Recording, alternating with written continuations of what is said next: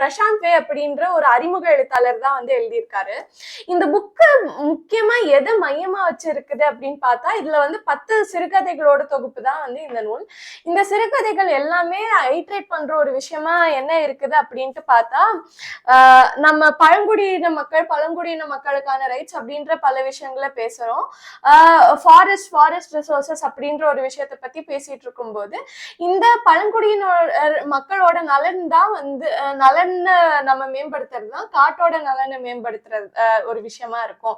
எப்படி அந்த நிலத்தை சார்ந்து வாழ்ற மக்களோட நலன்ன்றத அந்த நிலத்தை பாதுகாக்கிறதுக்கான ஒரு விஷயமா இருக்கு அப்படின்றதுதான் இந்த புத்தகத்தோட ஒரு மைய நோக்கம் அப்படின்ட்டு பார்க்க முடியுது அப்படின்ட்டு சொல்லலாம்.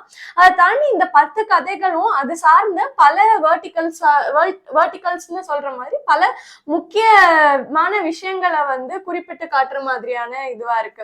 உதாரணத்துக்கு இன்னைக்கு தொழிற்சாலைகள், ஆலைகள், சுரங்கங்கள் அந்த மாதிரியான விஷயங்கள் வந்து காடுகள் ஆக்கிரமிப்பு பண்ண ஒரு விஷயமா இருக்கலாம்.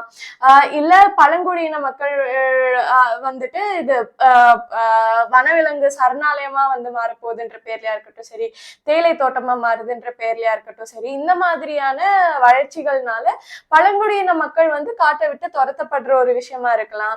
யானைகளோட வழித்தடங்கள், வலசை பாதைகள் வந்து கட்டடங்களாலையும் பிற வளர்ச்சி திட்டங்களாலையும் அடைக்கப்பட்டு அவங்க வந்து யானைகள் வந்து வழி தெரியாம ஊர்களுக்குள்ள புகுந்து அதனால நடக்கிற பிரச்சனைகள், அதனால நடக்கிற ஹியூமன் அனிமல் கான்ஃபிளிக்டா இருக்கட்டும் சரி, இன்னமும் பழங்குடியின மக்களுக்கு போய் சேராத அந்த லாஸ்ட் மைல் கனெக்டிவிட்டி, போக்குவரத்து வசதிகளா இருக்கட்டும் சரி, கல்வி வசதிகளா இருக்கட்டும் சரி, இந்த மாதிரியான பல விஷயங்களை தான் வந்து இந்த 10 சிறுகதைகள் மூலமா வந்து ஆசிரியர் சொல்லியிருக்காரு.